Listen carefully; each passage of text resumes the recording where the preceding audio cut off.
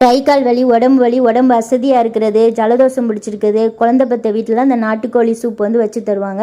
வாங்க அது எப்படி எளிமையான முறையில் செய்யலான்னு பார்க்கலாம். நான் எல்லாமே அம்மியில் தட்டி சேர்த்துருக்கேன். அதனால் டேஸ்ட் வந்து சூப்பராக இருக்கும்.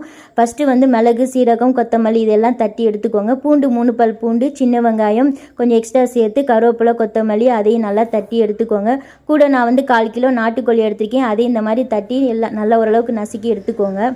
இப்போ குக்கரில் வந்து பார்த்திங்கன்னா நான் நல்லெண்ணெய் சேர்த்துருக்கேன். நல்லெண்ணெய் வந்து கொஞ்சமாக சேர்த்துக்கோங்க. சேர்த்து நம்ம தட்டி வச்ச எல்லா பொருளையும் சேர்த்துக்கோங்க. அது கூட இஞ்சி பூண்டு பேஸ்ட்டு கொஞ்சோண்டு ஒரு 1/4 டீஸ்பூன் சேர்த்து, அரை தக்காளி சேர்த்து, மஞ்சப்பொடி போட்டு நம்ம நாட்டுக்கோழி நசுக்கி வச்சுருக்க நாட்டுக்கோழியும் சேர்த்து நல்லா மிக்ஸ் பண்ணி, தண்ணி வந்து நான் 4 டம்ளர் தண்ணி சேர்த்து லைட்டாக நான் வந்து உப்பு போட்டு மிக்ஸ் பண்ணி மூடி போட்டு நான் 12 விசில் எடுத்துட்டேன். சூப்பரான நம்மளுடைய நாட்டுக்கோழி சூப் வந்து தயாராகிடுச்சு. இறக்கும் போது கொத்தமல்லி, மிளகு பொடி போட்டு இறக்குங்க. சூப்பராக இருக்கும். நீங்களும் இதே மாதிரி ட்ரை பண்ணி பாருங்கள். வீடியோ பிடிச்சா சப்ஸ்கிரைப், லைக் பண்ணுங்கள், ஷேர் பண்ணுங்கள்.